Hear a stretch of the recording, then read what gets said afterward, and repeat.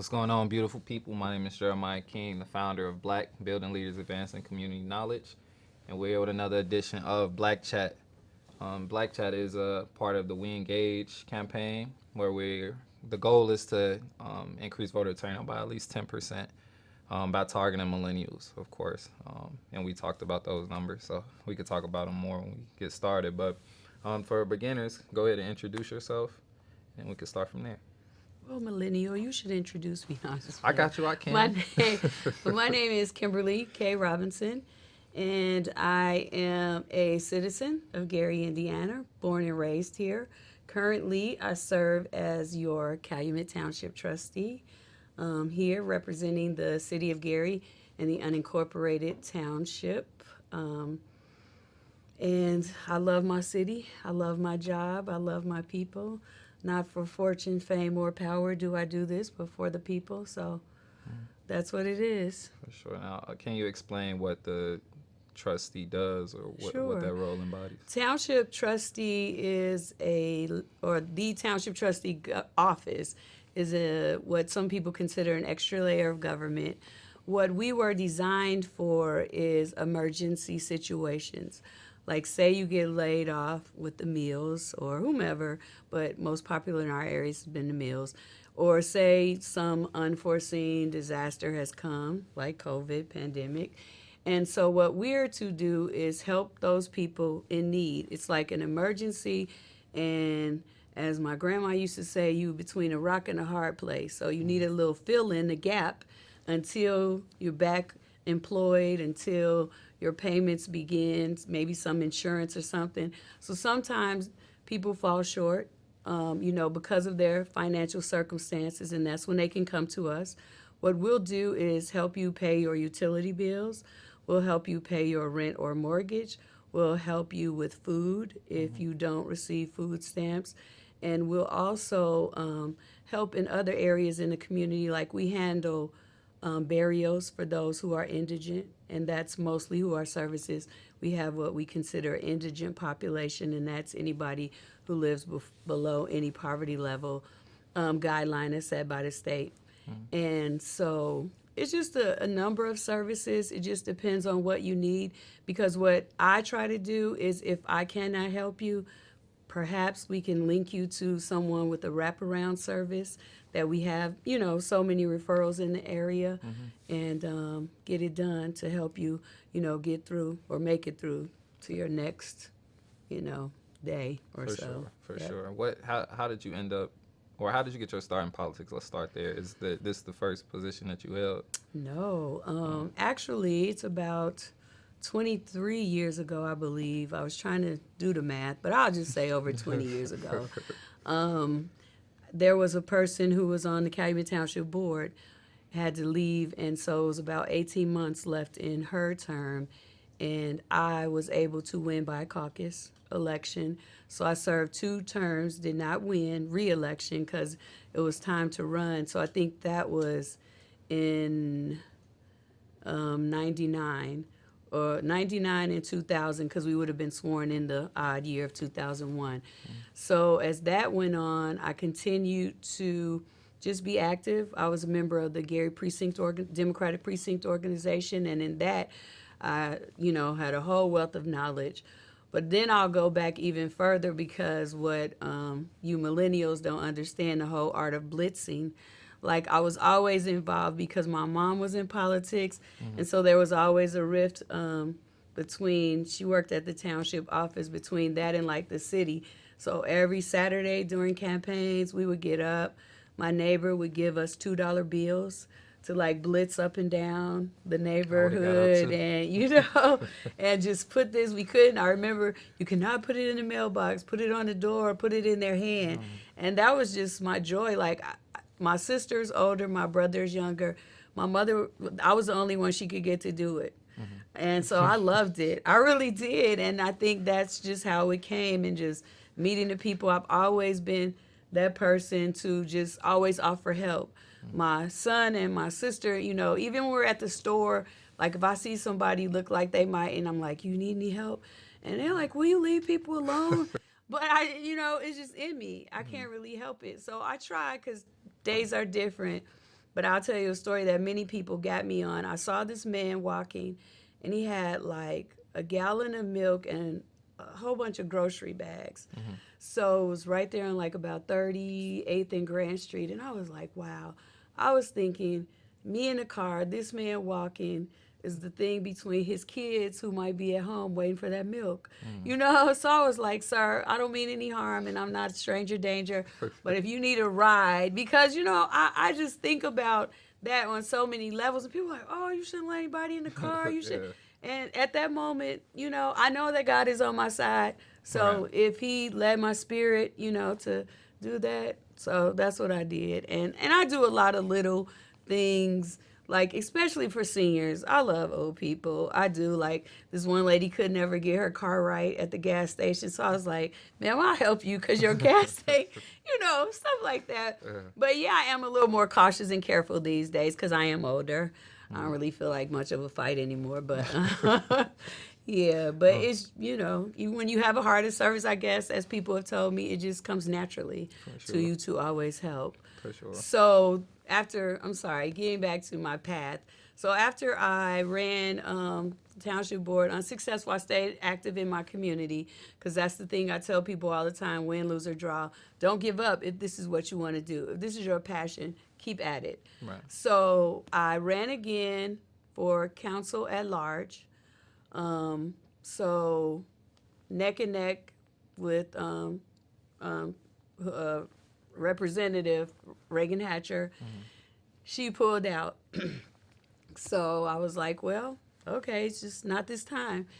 And then that was January, they got sworn in. So February, Mayor Prince, current Mayor Prince, was city council. So someone left Lake County Council. So he got special caucus to the county council. And there I was in my district where I had served, 5th district, and I won that race.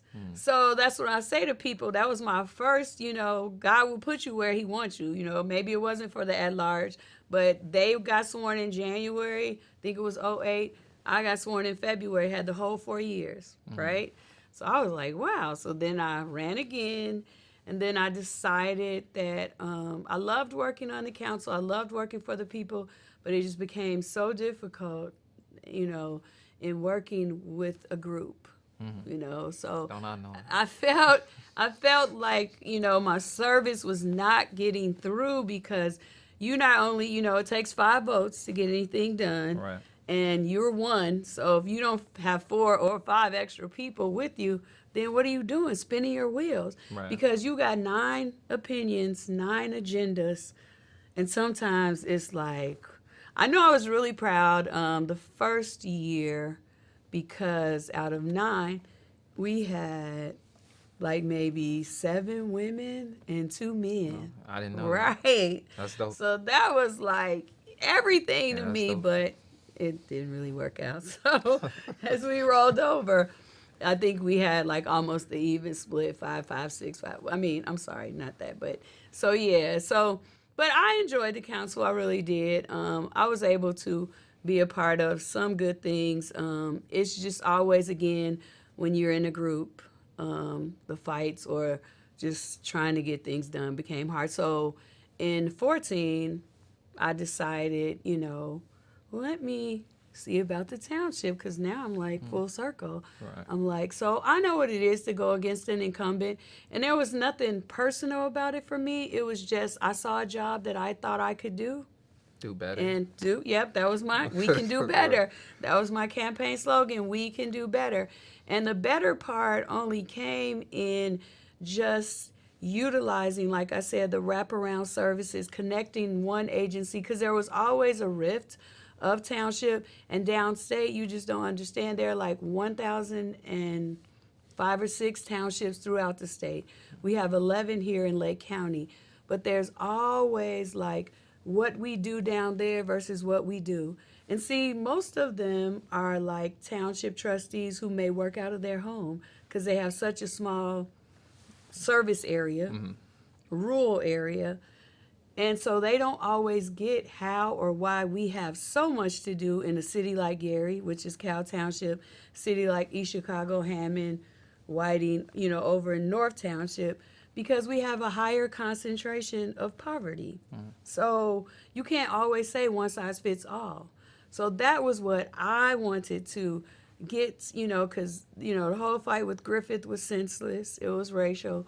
But again, it was there. So I'm like, I can do this. My social work training, just my need to help and want to serve, put it into motion.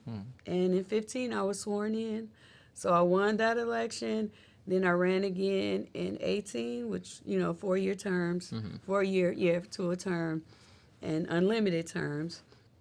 And so that was an election. So now here we are again, time for reelection. And, Is there anything different about this time than any other times you no. campaign for reelection? No, it's always, campaigning is fun to me. It really is. And it's more fun, especially as we get closer. Like, I've always learned from some of the OGs or I've always learned you work yourself from election day back.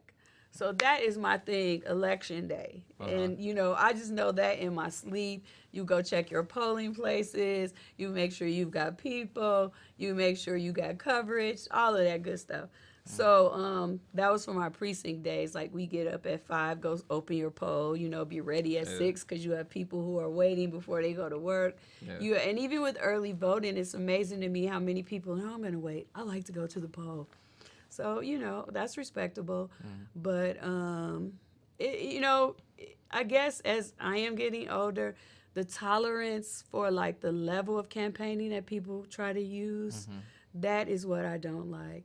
If you can't beat me just one-on-one, head up, and just on solid records and service, then don't come with slime and grime. You know what I'm saying? That's not going to get you anywhere. For sure. So this part is, this campaign, I should say, is just a little, some of the same issues that came up before. They trying to, reinvent them as if there's something new.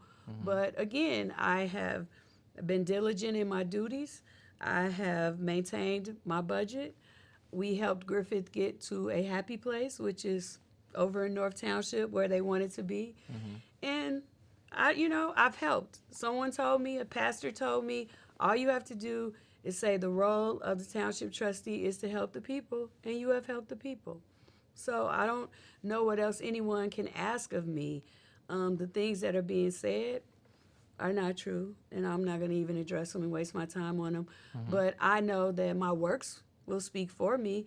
This past fall, we gave out every week for 12 weeks, 580 boxes of fresh fruit and vegetables to our community. We had the churches involved with us as we saved, a certain amount for them so that they could reallocate it to their church members who maybe could not, come out and get them. We've been involved and had all kind of collaborations with the city. We're a partner with the Warming and Cooling Center. Our multi-purpose center continues to thrive. But the only thing is that what people are forgetting, this last 2 years of COVID has stopped a lot.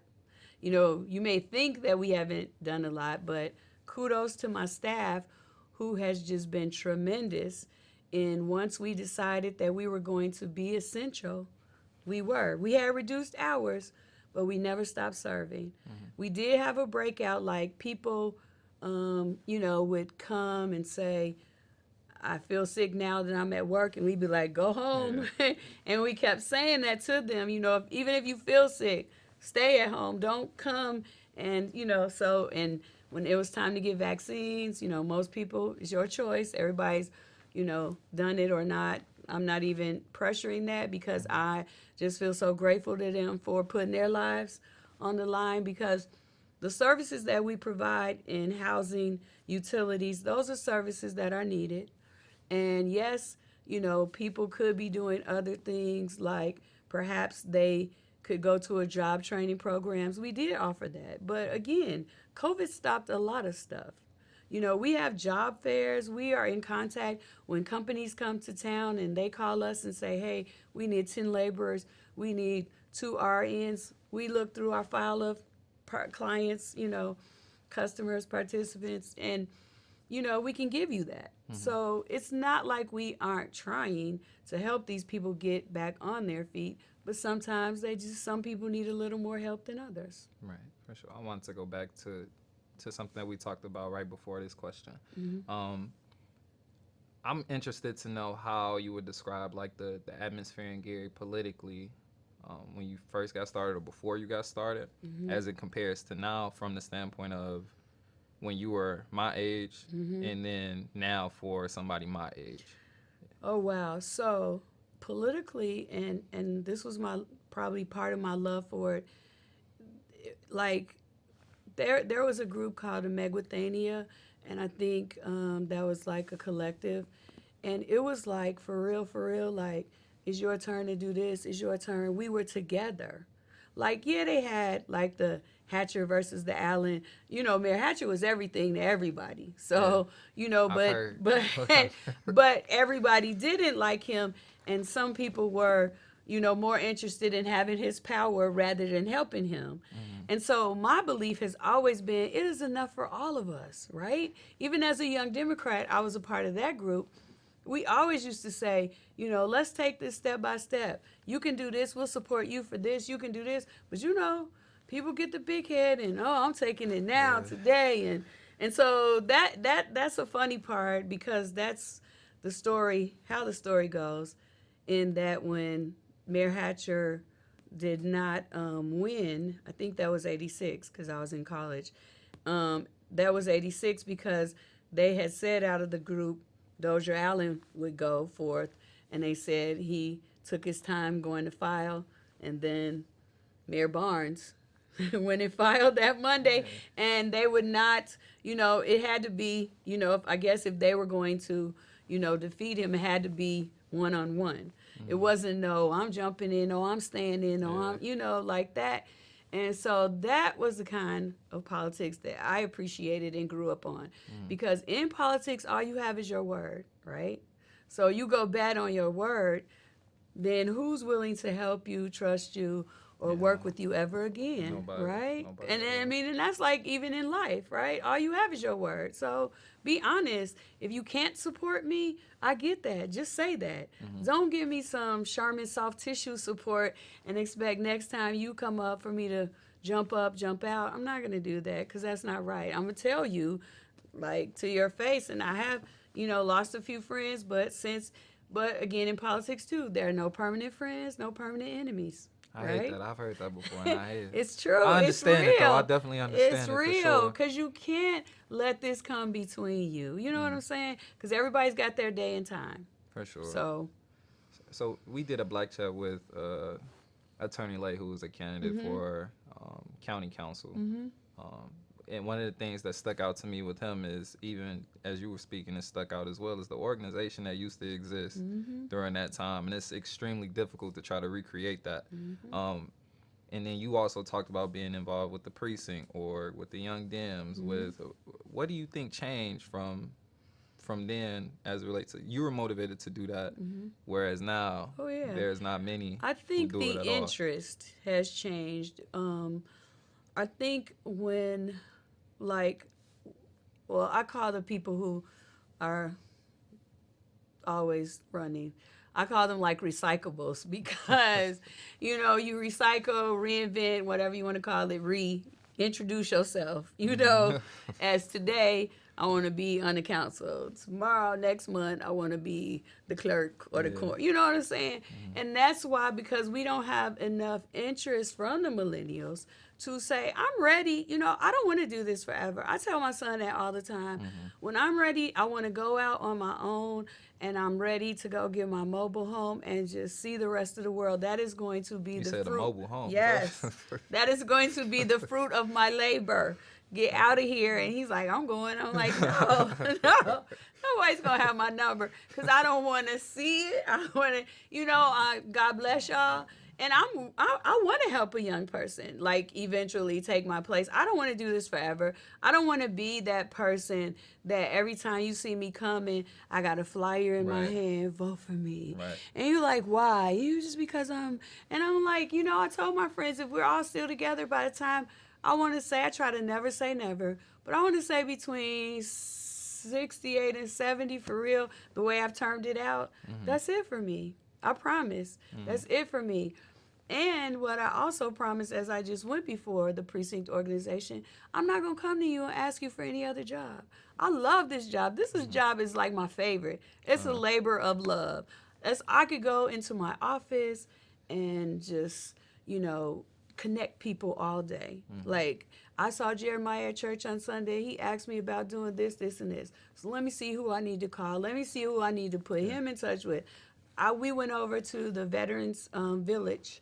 They had our board member Jackie Holmes invited me to come with her group at a Jeep car. I don't want to mispronounce their title or their organization, but it was a good organization because they just decided out of the blue to provide lunch for the veterans that live in the Veterans Village of Hope, right? Uh-huh.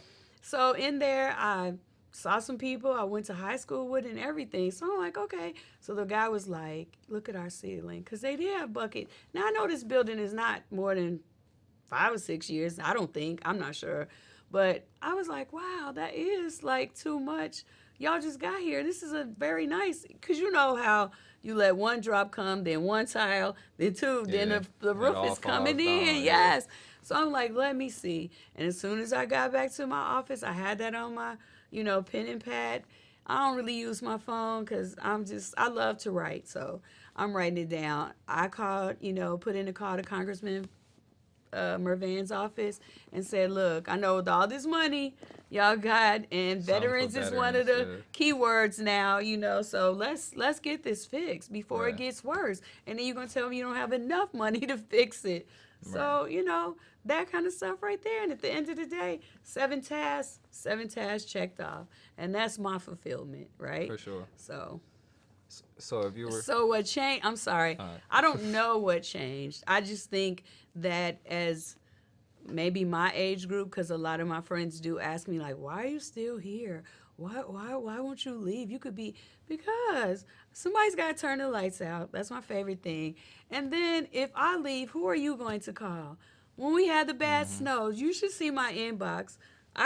Snow, winter is my weather, so I'm never afraid. Go Uh-huh. out. I'm checking on people, making sure. So people are like, "Hey, do you have some people about?" I had, I think, maybe 4 people that had told me, "Kim, you need somebody, I got you. Need somebody." So I'm zelling people, Yeah. like go take care of this neighbor, go down here, let me know how much. Because I'm like, I know people are on fixed incomes and I know they don't have Zelle on their phone. Right. They may give it back to me, they don't. That's my blessing. Right. So I'm not worried about it. But somewhere we lost that, gap of people.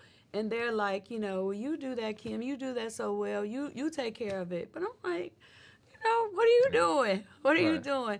And so, again, I tell my son I've done this, and as an example to him, if he wants to do it, I just say God bless him, because it's a whole different culture of politics now. It really is. I want to be on record to say I think he should do it. I say I tell everybody that I think Yes. That's what when it's you going to said take. and when you said like your friends say why are you still here and everything like that, because people ask, that's like a question from millennials as well, and especially ones that graduated college Yep. and could be successful elsewhere. Yeah. I refer back to I don't know if you ever seen the Vanguard of Revolution, that it was a documentary that was on Netflix about the Black Panthers. Mm-hmm. It was a section in there where Huey Newton got into it with Eldridge Cleaver when they were at that show. And one thing that stuck out to me that Huey P. Newton said is that I stayed and fought the fire, and you ran like a chump. That's what come to mind when people ask me that. So that's when people ask me why I'm still here. That's one of the things I refer back to. And then also when people ask, I ask, what are you doing to change the condition? And if it's nothing, I'm not interested in hearing like your opinions on anything. And so I tell my friends that when they move to Maryville, Cherville, Dyer, oh, Kim, Gary this, Gary, I'm like, hey, You threw your card away when you left, so Right. you don't get No right at no. all. I Exactly. even argue with my father, who lived in Maryville, but grew up Gary, love Gary. But with Kimberly, they say, I be like, Daddy, don't talk to me. Don't talk to me. Right. Because when you left, to me, that's like kind of turning your back. Right. And it's not always for a better opportunity. It's just for the whole status of it. I'm Mhm. like, we don't really have the amount of market value homes we should have in Gary, but we got some nice spots. Yeah. And no place like home, right? So you make your home what it is. Right. So And then folks come back act like they forgot the streets and all right, that. That is yes, yeah. yes, It's and or they live in Munster, and they like, how do y'all do that in Gary? right. I'm Yeah. like, if you don't get out You of was my just here face, last year. Like right? it ain't You was nothing just like here that. your So whole life. I know things have changed. Only people that might get a small pass is if you left like right after high school and you never came back. I yeah. graduated in '86, so it's been a while. But if you left when you graduated, and you could say, Say it's oh, different. Yeah, but what they're gonna say is, do y'all still have a village? Do right. y'all still have hot dogs in the village? Right. you know, Yeah. do y'all, and stuff like that. Things I try to explain it to my son, because every time we go somewhere when he was younger, he's like, well, why do we have to go home? Why do you have to live in Gary? Because I'm telling you, there's no place like home. The only other city that I would ever live in is DC. That's the only other city I love. But every time I travel, I'm like 3-4 days. I'm like, I'm out of here because, you know, I've since been to Seattle. I like Seattle. It wasn't as dreary as people said. It Denver never is. Denver was nice, like that, but nothing hot. I don't, and here in the Midwest, what your weather is. You know Mhm. how it's going. You're gonna get snow. Warm global warming has changed a little bit, but still, Yeah. we consistent with ours. We ain't got to worry. If I rebuild my house, I'm gonna have to worry about a hurricane next month. Right. Yeah. Fire, all forest fires, all of that. So Traffic on every street, stuff like that. So yeah, yes, that's why I we appreciate 53 it. blocks long. That's good enough for Right, me. for sure. So if you were to what would you identify as like qualities that can rate the job that you've done as trustee? Like if you were to give yourself a report card, what would be the categories and how would you grade yourself? And one, I would want to be like innovation. How have you been innovative Of in that course, I role? would be an honor roll student. But the innovation was in my original campaigns. We could do better. I thought about the case management. So we provided what the state uses, a whole new case management plan. It's called the Tom system, and it takes care of everything. And so we have greater efficiencies and effectiveness with that system. I thought about the whole process in which the customers were being served. Like you have alphabetical appointments, like A through K. Well, what if I can't wait until Wednesday? I know I'm not Right. supposed to come the last day and force your hand to help me with my utility bill. Or my utility is gonna be cut off tomorrow, Right. but I do. Hmm. So you cannot, say that. Oh well, today is not your day. So we worked on that. We come one, come all. And especially since COVID, in meetings, we have monthly meetings. Case managers really enjoy more so the phone intake because we stop people from coming in, or we had just a minimum number. And rather than having a person face to face sometimes who's Hmm. always coming in there feeling some kind of way anyway, right? That Right. they have to come ask. And, what kind of conversation am I going to get today? Am I going to get cursed out? Am I going to get spit on? Just Right. all kind of stuff. So we changed that. We do intake over the phone. So, um, and my second year there in 16, I was named Trustee of the Year because I was able to turn around some of the things that they had gotten exceptions on through the Hmm. State Board of Accounts report. Right. Um, and it's just like we have ebbs and flows, of course, everybody does, but it's just been a good because I listen to my people, I talk, I'm engaged with not only the customers, but also my staff. Hmm. What do you guys prefer? What do you like? I don't have all the answers, but collectively, we can do Right. this. And so more recently, I have been excited because I was asked, Indiana Township Association is the group that we belong to as a township trustee. That's our state organization. So that's where they gave me the Gene Stouffer Award in 2016. And so we are active, and they just generated a task force of trustees that can, lend discussion on how we can create efficiencies and effectiveness of township government. Mm-hmm. Because I promise you not, every year there is some kind of attack on township government. Mm-hmm.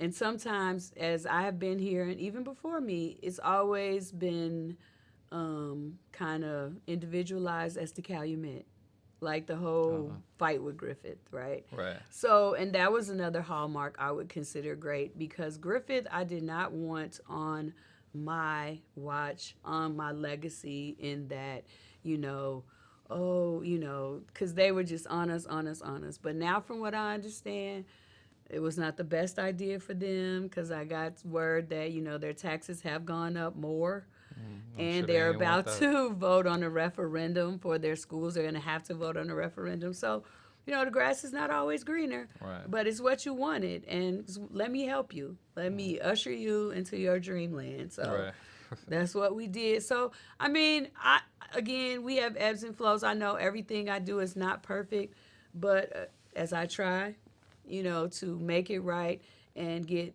inclusion from staff, and this is how we do. For sure. So, And then this is the one of my last two questions. mhm. So one, with all that being said, what are some of the things that you've grown in noticeably? Mhm. What are some things that you still think you can grow on? Mhm.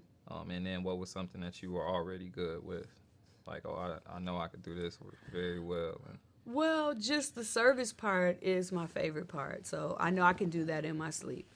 I mean, and sometimes it keeps me up at night thinking, like, what are you going to do? How are you going to do this? Every challenge that's presented to us.